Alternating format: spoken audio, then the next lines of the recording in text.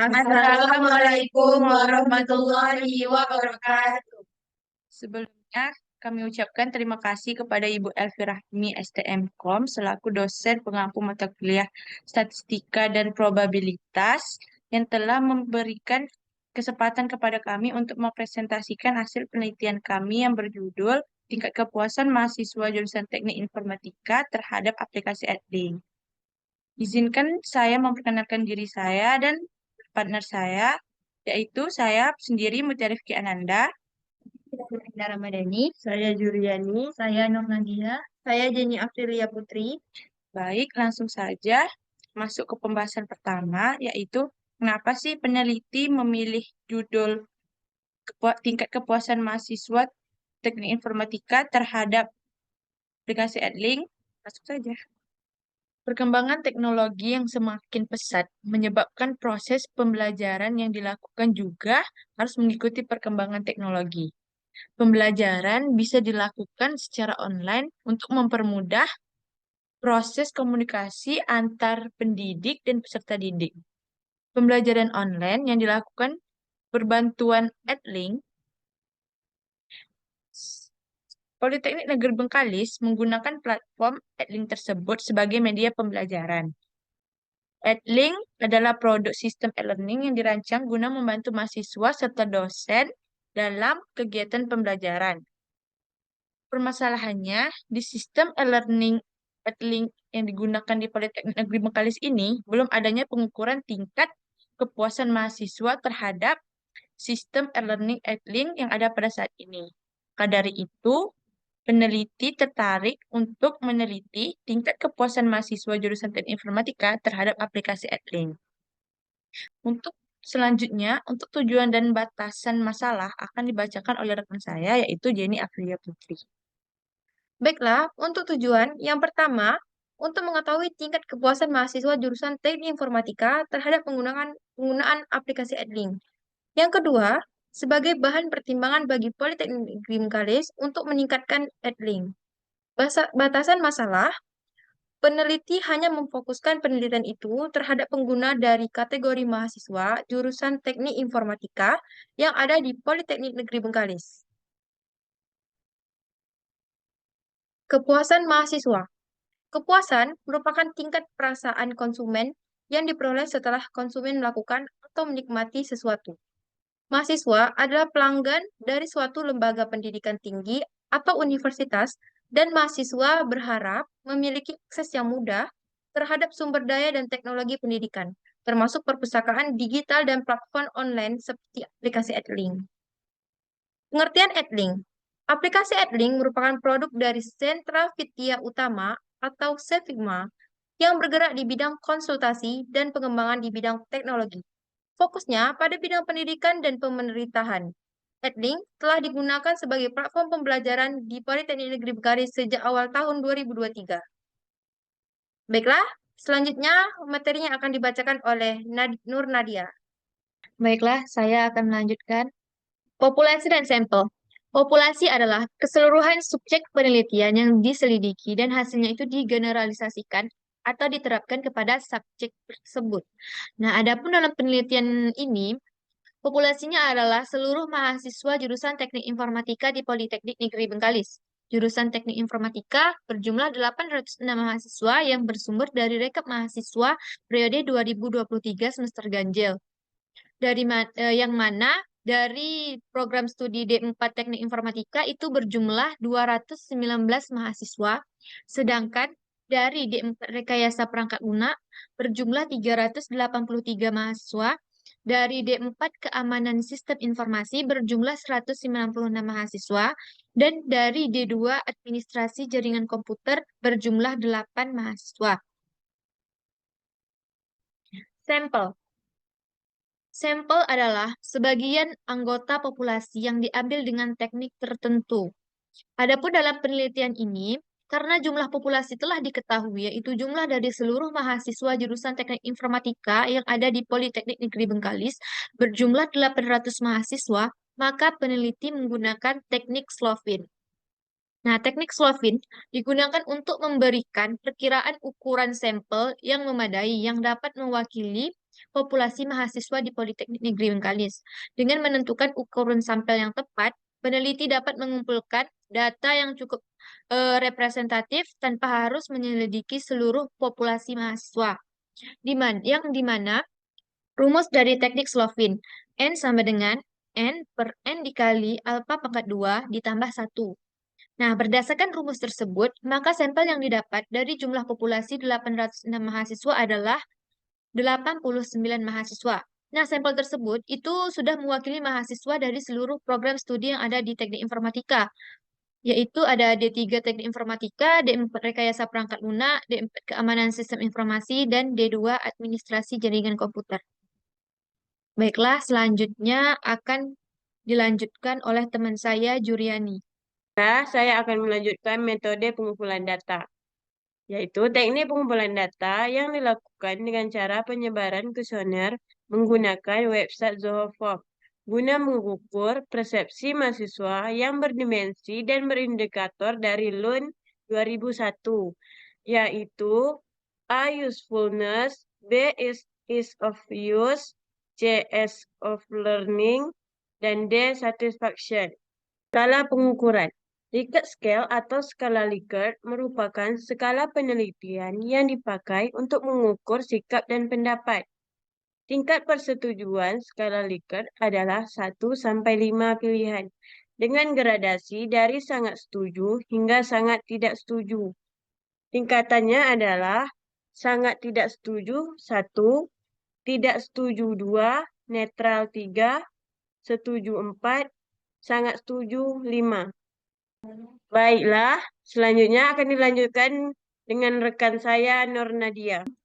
Penyajian data. Setelah kami melakukan penyebaran kuesioner, maka kami mendapatkan data untuk dimensi usefulness. Itu total frekuensi yang didapat adalah 368.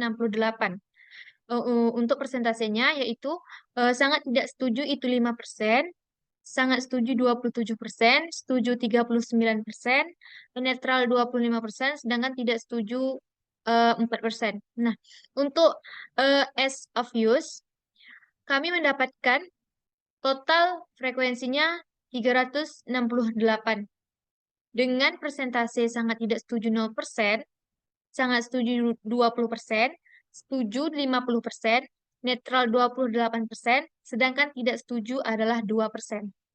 Oke, selanjutnya akan dilanjutkan oleh teman saya, Mutia. Selanjutnya untuk penyajian data akan saya lanjutkan. Yang ketiga ada Ease of Learning. Berikut adalah tabel frekuensi dari intensitas pengguna dimensi Ease of Learning.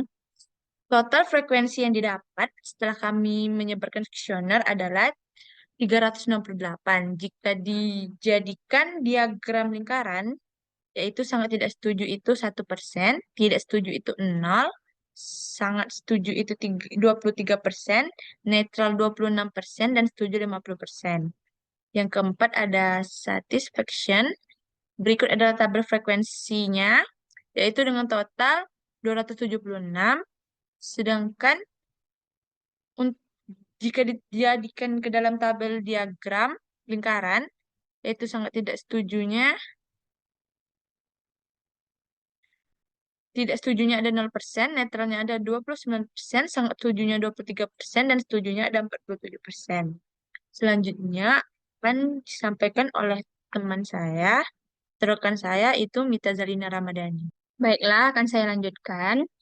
Dari hasil rekapitulasi penelitian yang kami lakukan, maka kami mendapatkan jumlah responden dari kuesioner yang kami sebar, yaitu ada 92 responden. Lalu waktu pengujian yang kami lakukan, yaitu dari tanggal 13 sampai 20 Desember 2023. Lalu berdasarkan jenis kelamin, yaitu jenis kelamin perempuan, ada 60 orang. Lalu jenis kelamin laki-laki ada 40 orang. Lalu berdasarkan program studi, dari Prodi TI ada 11 orang, RPL 61 orang, KSI 19 orang, dan AJK ada 1 orang. Lalu berdasarkan semester, dari semester 1 itu ada 16 orang, dari semester 2 ada 1, dari semester 3 ada 44 orang, dari semester 5 ada 18, dari semester 7 ada 13 orang. Nah, lalu kita akan melakukan perhitungan nilai tingkat usability. Nah, di mana nilai tingkat usability itu memiliki rumus, yaitu TP sama dengan sigma F atau keseluruhan dari F per N dikali 100%. Di mana TP itu merupakan nilai akhir, F itu perolehan skor, dan N itu skor maksimum. Nah, tadi kan terdiri dari 4 dimensi, yaitu yang pertama ada dimensi usefulness. Nah, perhitungan nilai tingkat usabilitas dari dimensi usefulness, maka didapat nilai akhir yaitu 94,5%. Lalu dari dimensi ease of use, yaitu mendapatkan nilai akhir di 97,2%. Lalu dimensi ease of learning, didapat nilai akhir yaitu 102,2%. Lalu pada dimensi satisfaction didapat nilai akhir 97,5%. Nah, lalu kita akan melakukan perhitungan nilai tingkat usability keseluruhan dari 4 dimensi tadi. Nah, per 4 dimensi ini kan mempunyai tingkatan jawabannya. Jadi, tingkatan yang pertama itu kan tadi sangat tidak setuju sampai sangat setuju. Dari satu ini merupakan sangat tidak setuju, 26 ini merupakan jumlah jawaban dari yang menjawab sangat tidak setuju. Nah, jadi dari sangat tidak setuju ada 26, dari yang tidak setuju ada 24, dari yang netral ada 372 orang, dari yang setuju ada 637 orang, dan yang sangat setuju ada 321 orang.